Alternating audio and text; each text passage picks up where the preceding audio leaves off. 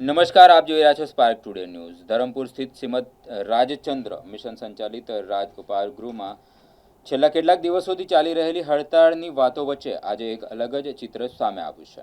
જ્યાં એક તરફ કેટલીક બહેનોએ પગાર વધારો સહિતના મુદ્દાઓને લઈને વિરોધ કર્યો હતો, ત્યારે બીજી તરફ ઉપહાર ગૃહમાં કાર્યરત અનેક મહિલાઓએ મીડિયા સમક્ષ આવી સ્થિતિ સંસ્થાના પક્ષમાં ખુલ્લેઆમ પોતાનો વિશ્વાસ વ્યક્ત કર્યો છે। મીડિયા મુલાકાત દરમિયાન ઉપહાર ગૃહમાં કાર્યરત બહેનોએ જણાવ્યું હતું કે તેમને અહીં સમયસર અને યોગ્ય વેતન આપવામાં આવે છે, સાથે જ પીએફ વીમા જેવી સુવિધાઓ પણ ઉપલબ્ધ કરવામાં આવી રહી છે। કેટલીક મહિલાઓએ તો એવું પણ જણાવ્યું કે સંસ્થાએ તેમના પરિવારોના આરોગ્યના વીમા ઉતાર્યા છે અને સારવાર માટે લગભગ 45,000 રૂપિયા સુધીનો ખર્ચ પણ ચૂકવ્યો છે।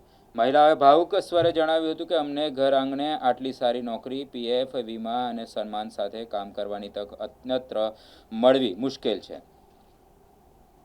તેઓએ વધુમાં ઉમેર્યું છે કે કેટલાક ચોક્કસ લોકો દ્વારા ઉશ્કેરણી થવાના કારણે અમારા જ પરિવારની લગભગ 50 જેટલી કેટલીક બહેનો ગેરમાર્ગે દોરાઈ રહી છે, જેના કારણે હાલની પરિસ્થિતિ ઊભી થઈ છે। વિશેષ વાત એ છે કે હડતાળની ચર્ચાઓ વચ્ચે પણ રાજ ઉપહાર ગૃહમાં અંદાજે 200 થી વધુ બહેનો નિયમિત રીતે કામ કરતી જોવા મળી હતી। મારું નામ પૂનમબેન છે। હું આ સંસ્થામાં 4 વર્ષથી કામ કરું છું ને મારા મીડિયમ ક્લાસ ફેમિલીથી હું આવું છું, બિલોંગ કરું છું। જો કે મારા છોકરાને અત્યારે હાલમાં 3 થી 4 મહિના થયા છે, એપેન્ડિક્સનું ઓપરેશન કરાયું હતું। મિનિમમ 40,000 મારા બિલ થયું હતું। જે અહીંયા મને સંસ્થામાં આવું છું એનો મને બેનિફિટ મળ્યો છે કે હું મેડિક્લેમના પૈસા કપાય છે તો એ દ્વારા મને મેડિક્લેમ મળ્યું છે ને મેં શ્રીમદ રાજચંદ્ર હોસ્પિટલમાં એમનું ઓપરેશન કરાવ્યું ને મીન્સ જનરલમાં કે એ રીતના કંઈ જ રૂમ નથી, પ્રીમિયમ રૂમમાં મેં રહીને મેં મારા છોકરાનું ત્યાં ઓપરેશન કરાવ્યું છે। મીન્સ કે મને આ બેનિફિટ છે કે હું આ સંસ્થામાં કામ કરું છું તો મને આ એક બેનિફિટ છે ને બીજા એવા ઘણા બધા બેનિફિટ છે જે આ સંસ્થામાંથી મને મળે છે। સંસ્થા બાબતે હું અહીંયા આવીને ઘણું બધું શીખી છે ને મીન્સ આ સંસ્થા એવું નથી કે આપણને રોજગારી મીન્સ આપણને ફેમિલી લગતા કોઈ પણ ઇસ્યુ હોય ને એ લોકો હેલ્પ કરે છે। એવું નથી કે અત્યારે હું ડાયવોર્સ છું, મારા છોકરાને ગણાવું છું, આ બધું મને સંસ્થા દ્વારા જ મળે છે। આ એક મને બેનિફિટ છે। હું જ્યારથી આવી છું ત્યારે આમાં સંસ્થાએ મને સાથ આપ્યો જ છે, કે એવું નથી કે નથી આપ્યો। કંઈ પણ આપણું ઘરનું ઇસ્યુ હોય, છોકરા બાબતનું ઇસ્યુ હોય, અત્યારે હું હાલે પણ એડમિશન માટે બહાર જાઉં તો સરે મને સપોર્ટ કર્યો છે, તમે તમારા છોકરાને એડમિશનથી માંડીને બધું પતાવી દીધું। એ રીતના અમને પૂછવામાં આવે છે કે એવું નથી કે આપણે હવે કોઈ પણ એમ્પ્લોય હોય તો કંઈ પણ કંપનીમાં જાઓ, તમને કોઈ એમ્પ્લોય વિશે એક એમ્પ્લોય વિશે જાણકારી નથી રાખતા, આવે છે, કામ કરે છે, જાય છે, એ રીતના હોય છે। આ સંસ્થા એમાં એવું નથી, દરેક એમ્પ્લોય વિશે પણ જાણકારી હોય છે ને સર લોકો કે મેડમ લોકો બધા હેલ્પ કરે છે। આ જે સંસ્થામાં જે વીમો છે, અમારું જે પીએફ કે ઈએસઆઈનું મેડિક્લેમ છે, એમાં મારું ફેમિલીનું પણ છે। અત્યારે એક વખત હું મારા છોકરાનું કરાવ્યું છે, તે છતાં પણ મારી ફેમિલીમાં અત્યારે કોઈ બીમાર પડે કે ઓપરેશન કરાવવું હોય ને તો હું કરાવી શકું છું। આ મેડિક્લેમમાં મારું ફેમિલી હોય છે એનું પણ મેડિક્લેમ થાય જ છે। આ બધા બેનિફિટ આ સંસ્થામાં છે। મારું એકલીનું હું અહીંયા જોબ કરું છું તો એવું નથી કે હું મારું જ છું, મારી ફેમિલીનું પણ થઈ શકે છે। ના, એ ખોટા આક્ષેપો છે। બહેનો થોડું સમજતા નથી, પ્રેશરાઇઝ છે કે એ લોકો ઊંધા રસ્તાએ જાય છે। આ સંસ્થા એટલું બધું પણ એ નથી કે તમને પૂરું નથી પાડતી, બધી જ રીતે પૂરું પાડે છે। મારું નામ કીર્તિ પટેલ છે। મને સંસ્થામાં જોડાઈને 7 વર્ષ થઈ ગયા છે, પણ હજુ સુધી આમ બહાર હમણાં જે વાતો ચાલે શોષણ એ બધું, એ હજુ સુધી કોઈ દિવસ અમારી જોડે થયું નથી ને ઓવર ટાઈમ ને એ બધું બી થયું નથી મારી જોડે। મારું નામ જ્યોતિકા છે। મેં કરંજવેલ કાંગવીથી આવું છું, 8 કિલોમીટર। સૌપ્રથમ તો મેં એવું કહેવા માંગુ છું કે સંસ્થાએ બહેનો માટે જે રોજગારીનો તક ઊભો કર્યો છે એ અમારા માટે ખૂબ સરસ છે, કારણ કે અમે લોકોએ સ્ટડી કરી છે પણ અમારેથી દૂર નથી જવાતું, કારણ કે મધર ફાધરને બી ટેન્શન હોય છે કે છોકરીઓ બહાર દૂર જાય તો એ લોકોને સાંજે કેવી રીતે આવે, બસમાં મુસાફરી કરવાની હોય, એટલે અમને એવું લાગે કે અહીંયા નજીક મળ્યું છે તો અમારા માટે ખૂબ સારું છે।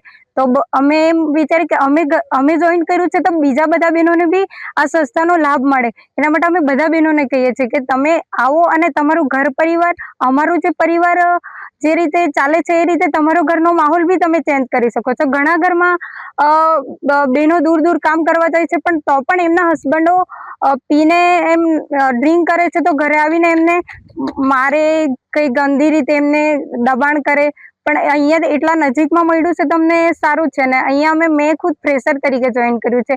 અમને અઠવાડિયું કે 2 મંથ અમારા ટ્રેનિંગના હોય છે, પણ એ ટ્રેનિંગના બી પૈસા અમને મળે છે કે તમારું જે કામ કરો છો તમને પૂરો કામનો અનુભવ પ્રમાણે તમારું સારી રીતે કામ કરો એટલે તમને પૈસા મળવા કે પગાર મળવા આવશે. અને પીએફનું જે એક સંસ્થા તરીકે બી અમને પીએફ આપે છે ને એ બહુ મોટી વાત છે, કારણ કે અત્યારે અમે 5 વર્ષથી કામ કરીએ છીએ તો અમારા કેટલા બધા પૈસા ભેગા થઈ ગયા છે જે અમારા હાથમાં નથી, પણ જે એક અમારું એમ બચત જેવી છે તે અમને ખૂબ સરસ કે અમને ભવિષ્યમાં ક્યારે બી કામ લાગી શકે કે અમારા મધર ફાધરને સિસ્ટરને કે અમે સ્ટડી નથી કરી શકીએ કે અમારા સિસ્ટરને બી અમે મદદ કરી શકીએ.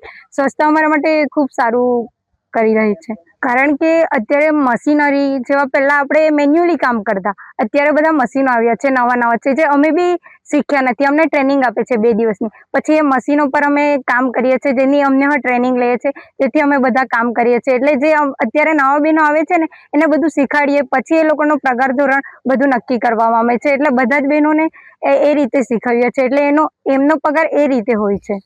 આ સંસ્થામાં કામ સિવાય જે બહેનોને કમ્પ્યુટર શીખવું હોય, મહેંદી શીખવી હોય, પાર્લર જે બહાર બી એ લોકોનું પોતાનું કામ કે રોજગારી મેળવી શકે, એટલે બધા જ અહીંયા સંસ્થા દ્વારા અમુક જે કોર્સિસ છે એ અમને ફ્રીમાં શીખવા મળે છે. અને એ જે જોબના ટાઈમે જ એટલે અમને અમારો પગાર બી ચાલુ રહે છે.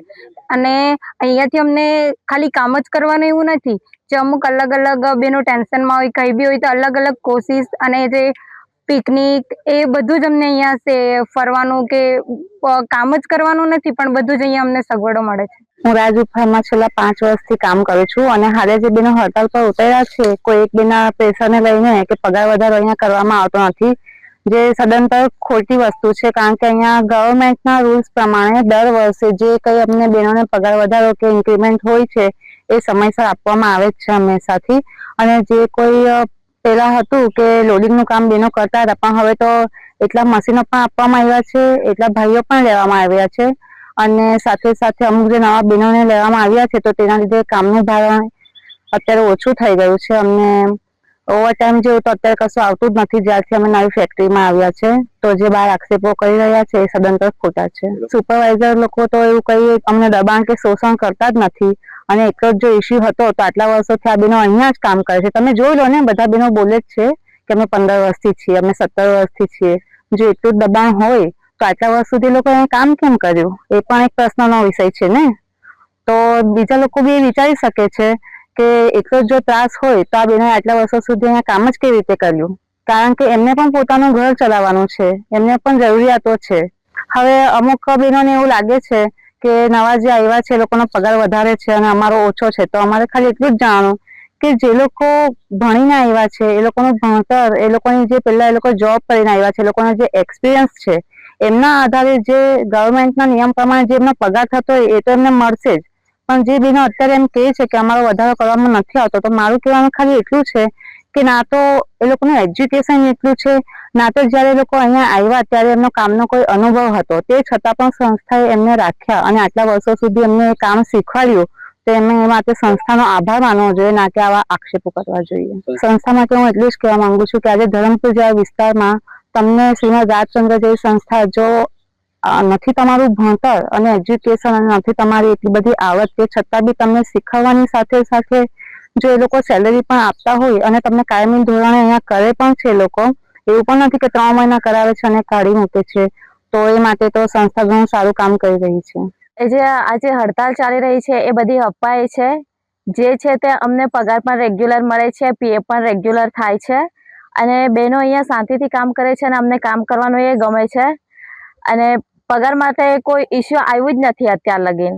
પગાર તો રેગ્યુલર જ થાય છે, પણ બહેનોએ ખાલી અફવા ફેલાવી છે કે પગાર ટાઈમ ટુ ટાઈમ નથી થતો એમ. અને ઓલરેડી અહીંયા ઘણા બહેનો કામ કરવા આવે છે અને એમનું ઘર ચલાવતા હોય છે, પણ કોઈક એક બેનના પ્રેશરના કારણે બધા બહેનો આજે બહાર બેઠા છે, પણ એ પણ અંદર આવશે, પણ થોડો ટાઈમ લાગશે. અત્યારે 200+ બહેનો અહીંયા કામ કરે છે, 60-70 બહેનો બહાર છે, બાકીના અંદર આવી ગયા છે. શારીરિક શોષણ થતું જ નથી. ઓલરેડી લોડિંગનું કામ કરવા માટે લેબરો મુકાયા જ છે અને અમારી પાસે ટ્રોલી છે, કંઈ પણ સામાન આવતું છે ટ્રોલીમાં બહેનો લઈ જતા છે અને લેબરો નહીં આવ્યા હોય તો ટ્રોલીમાં લઈ જતા છે. બાકી લેબરો જ એ લોડિંગનું કામ બધું લેબરો જ કરે છે. બહેનોએ લોડિંગનું કામ કરવા રહેતું જ નથી. અમે અહીંયા બધા ફ્રીલી કામ કરીએ છીએ. કોઈનું કોઈ પ્રેશર નથી, કોઈ ટેન્શન નથી. ઇઝી કામ પણ હોય છે અને સારી રીતે કામ પણ કરતા હોય છે બહેનો. ના, ગરમી એટલી બધી નથી લાગતી. મારું નામ પાયલ છે.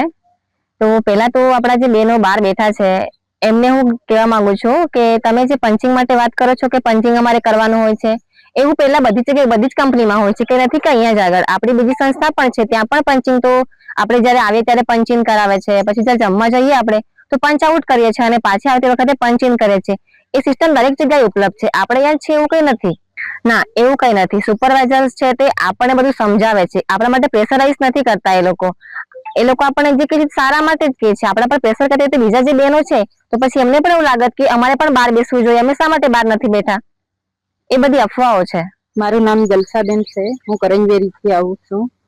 અમારા કરંજવેરીથી ઘણા બહેનો આવતા છે, પણ તેમને એવું લાગે છે કે એમ અહીંયા હડતાલ પર થોડા ઉતરી ગયેલા છે ને હું હમણાં એકલી જ આવતી છે. મેં આ બહેનોને કહેવા માંગુ છું કે આવું ના કરો ને મને બી પ્રેશર આપેલો કે તમે બી નથી જાવું કામ પર. મેં તો બી આવતી છે કેમ કે મારી 3 દીકરી છે તો તે લોકોને મારે ભણાડવાનું છે, ઘર ચલાવવાનું છે. ને અહીંયા આવું કશું જ નથી કે અમને કોઈ અહીંયા કંપનીમાં અમને દબાણ આપે કે પ્રેશરથી કામ કરાવે. હા, અમારો પગાર બરાબર. આટલું સારું કામ આપેલું છે તો આટલું સારું બીજી કશે નથી મળતું કેમ કે આટલું નજીકનું છે તો એમ સારું છે.